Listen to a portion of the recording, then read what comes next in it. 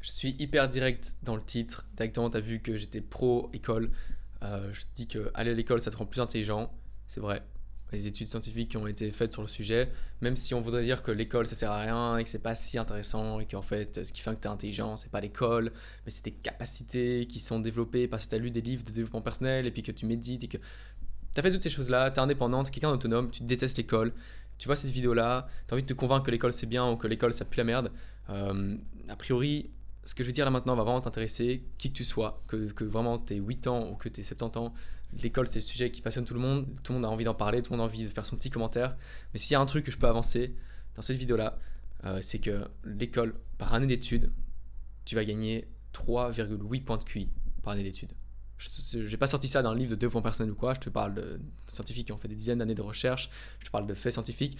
Par année d'études, on observe qu'il y a il y a une augmentation du QI d'une moyenne de 3,8 points par année d'études, ce qui est absolument énorme. Je te laisse faire le calcul, mais imaginons que tu finisses ton bac et que là maintenant, tu as 18 ans, tu as été forcé d'aller à l'école depuis que tu es né, tu détestes ça, tu bouffais plein de CO2 en classe, tu étais fatigué, tu avais envie de t'endormir l'après-midi, les cours t'ont jamais intéressé, les gens à l'école t'intéressaient même pas tellement. Et là maintenant, on te dit, ouais, ok, cool, mais tu vas faire quoi maintenant de ta vie? Bah, je sais pas, mais en tout cas, je vais sûrement pas aller aux études supérieures. T'as pas envie de faire les études supérieures. Alors que, en fait, si tu fais ces 3 dernières années, qui sont 3 dernières ou 2 dernières si tu fais un master aussi, ce qui est encore mieux, probablement, puisque bah, apparemment le QI te rend plus intelligent. Si tu fais ces années en plus, 3 années de plus, ça va faire 11 points de QI en plus. Il y a même une décimale derrière, on le rajoute même pas, mais 11 points de QI, c'est-à-dire que globalement, si t'es quelqu'un de moyennement intelligent, t'étais à 98, 102 points de QI. En gros, t'es dans la fourchette des 100, ce qui est vraiment la moyenne, c'est-à-dire que t'es quelqu'un de normalement intelligent, ce qui est très bien. Là, tu passes à 110 à peu près.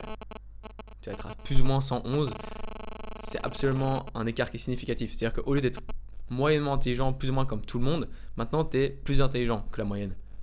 Et cette différence va faire que quand tu vas te retrouver dans des problèmes, que ce soit ton business, que ce soit tes projets ou même en tant que salarié, quel que soit ton domaine dans la vie, quoi que tu fasses, pardon, c'est trouver mes mots pour que tu comprennes vraiment ce que je suis en train de dire, c'est hyper important. Quoi que tu fasses dans ta vie, si tu es plus intelligent, tu auras toujours un avantage significatif sur tous tes concurrents. Que ce soit des salariés, des indépendants, des entrepreneurs, dans n'importe quel domaine, tu comprends mieux les choses, tu réfléchis mieux, tu réfléchis plus vite, tu vas constamment être devant tout le monde. Alors que tu dois prendre moins de temps, tu dois prendre moins d'énergie, tu vas avoir tu vas avoir des meilleurs résultats. Euh, Évidemment, après un certain temps, bah, tu vas accumuler cet effet-là. C'est-à-dire qu'en gros, si quelqu'un est intelligent, mais genre plus ou moins intelligent moyennement, son niveau de vie va monter comme ça, alors que toi, vu que tu es plus intelligent, bah, tu vas monter comme ça. Tu vois, bref, ta vitesse de vie, ta croisière va aller juste plus rapidement. Et donc, je déteste l'école. J'aurais pu commencer par ça. Je ne vais pas directement commencer par ça. Je vais parler du QI, vraiment à quel point c'était important. Je déteste l'école. Globalement, j'ai fait ma scolarité. J'ai carrément arrêté le secondaire avant le bac. Alors, j'ai pas mon bac, j'ai mon bac parce que j'ai fait des trucs pour être autonome. Donc, je t'expliquer tout ça, pardon. C'est qu'en gros, quand j'avais 16 ans, je me suis dit que je ne pouvais plus continuer à l'école. Quand j'étais en primaire, je me suis fait harceler. Quand j'étais en secondaire, c'est-à-dire que j'étais au lycée, les cours étaient complètement inintéressants. Il me restait encore 2 années, j'en pouvais plus. J'étais complètement en train de suffoquer et j'avais besoin d'arrêter. J'avais envie de lancer mes projets, j'avais envie de manger de mon propre travail. C'est-à-dire que je voulais être indépendant, je voulais m'émanciper et donc j'ai arrêté l'école. J'ai dit à mes parents, j'arrête le lycée, le bac, je vais le passer tout seul. C'est-à-dire que je vais faire des examens à la maison, j'aurai pas de prof, pas de cours, je vais devoir trouver toute la matière par moi-même, l'étudier tout seul, passer l'examen et le réussir ou l'échouer. J'ai fait tout ça et j'ai réussi. Globalement, j'ai fait un énorme challenge dans ma vie, j'étais complètement addict aux jeux vidéo, j'étais incapable de me discipliner, mais j'avais besoin de faire mes projets, besoin de faire mes trucs.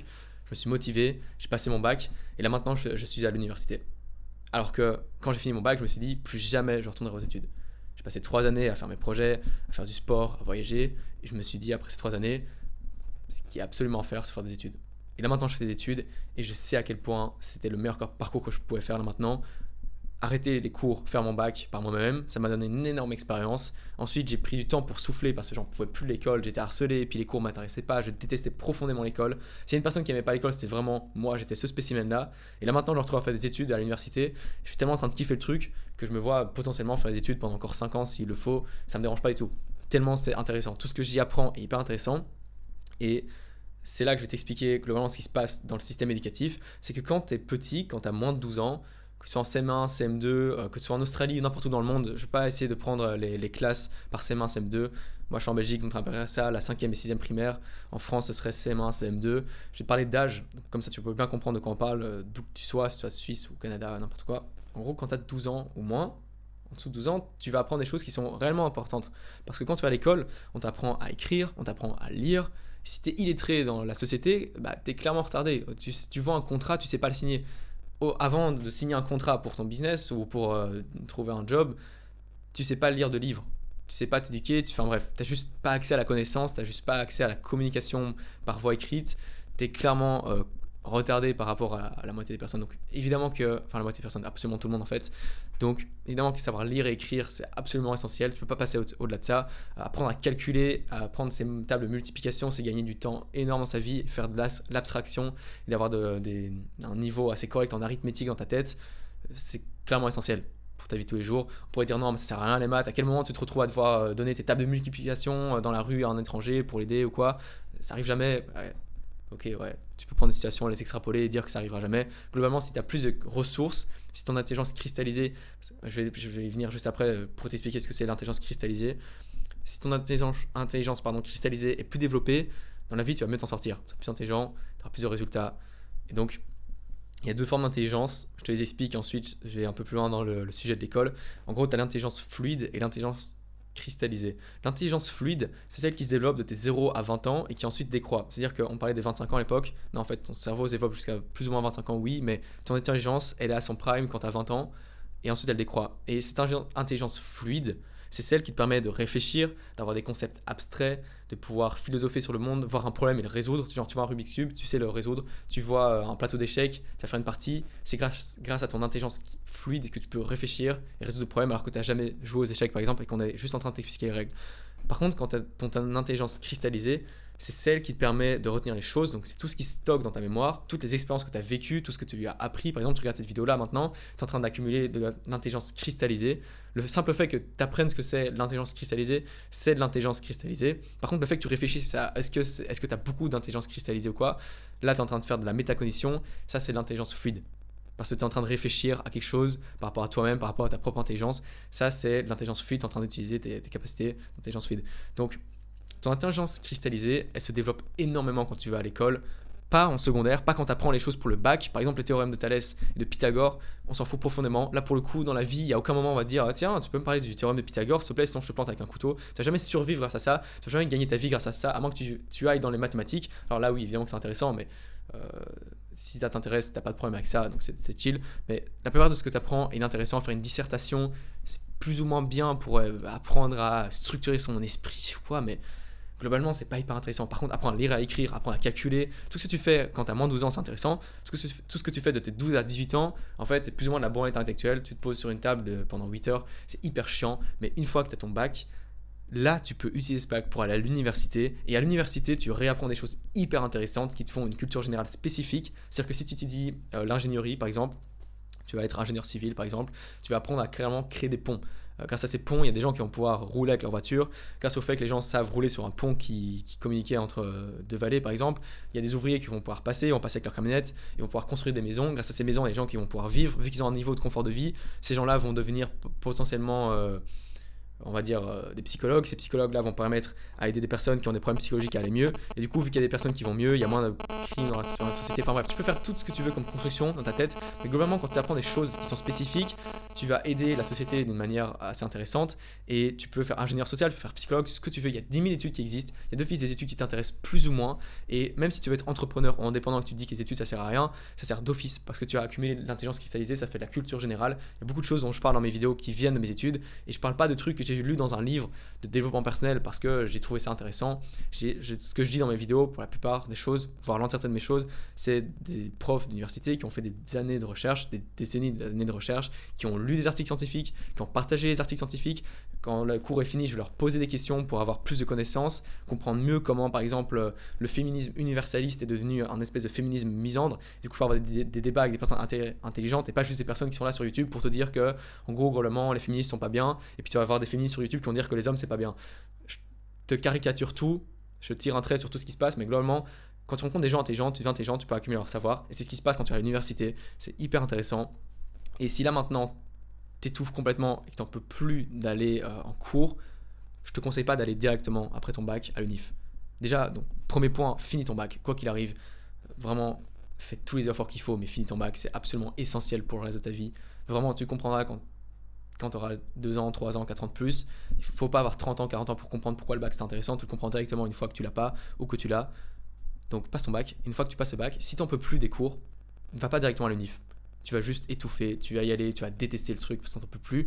Parce que toi, tu as besoin d'autonomie ou quoi, mais tu as besoin de souffler, quoi qu'il t'arrive, souffle. Prends une année où tu peux faire un break, tu voyages, tu vas en Australie, tu apprends l'anglais, tu vas au Canada, tu travailles dans les fermes, fais ce que tu veux, fais-le avec tes potes, passe du temps avec d'autres jeunes, passe du temps à voyager. Et quand tu reviens, tu te dis pas, ah, en fait, la vie était mieux quand je voyageais. Non, cette bulle-là, quand tu as voyagé et que tu as appris l'anglais, par exemple, c'était un moment où tu as pu être hors du temps, tu as pu vivre des choses, et maintenant il est temps de retourner à la vie classique, à la vie où tu développes les fondements et les fondations de ton éducation, ta culture, qui permettent ensuite d'avoir une vie fancy. Donc prends ce temps pour souffler, prends une année pour souffler, évite de te retrouver à jouer à Fortnite toute la journée, ce serait vraiment gênant. Essaie de faire des trucs productifs comme apprendre à méditer pour avoir un plus gros focus, plus de concentration, être meilleur quand tu étudies.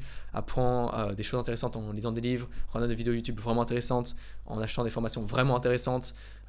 Passe du temps dans les bois, dans la nature, dans des plaines, médite, prends du temps à réfléchir sur ta vie, fais le point sur ce que tu penses des relations de couple, qu'est-ce que tu penses que tu voudrais avoir plus tard comme genre de vie, bref, réfléchis, prends ton temps, pose-toi, et une fois que tu t'es posé pendant ton année, là maintenant tu retournes à l'université, tu défonces l'université, tu prends plein de points de QI, tu accumules un maximum d'intelligence cristallisée, tu développes ton intelligence fluide par la même occasion parce que quand tu es là-bas, tu fais des liens, que tu réfléchis et tu cherches à activement devenir plus intelligent, tu vas augmenter ton intelligence et en plus d'être plus intelligent et de devancer la population, tu vas te créer un réseau pendant tes années d'études supérieures. C'est-à-dire que quand tu as 14 ans, tu as des interactions avec les gens qui sont avec toi à l'école, qui sont en train d'étudier leur bac, et ces gens-là sont plus ou moins intéressants, tu te fais plus ou moins des potes, il y a peut-être une personne qui est vraiment intéressante parce que son père a une piscine, et sa mère, de l'autre côté, a une maison en Espagne de vacances, et du coup, tu peux profiter de ce pote hyper cool qui a des biens qui sont assez fancy pour profiter. Mais cette personne-là, une fois que tu vas grandir, il y a peu de chances que tu sois toujours pote avec cette personne. À moins que ce soit vraiment un pote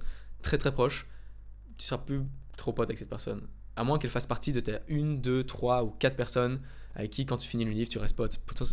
Pardon.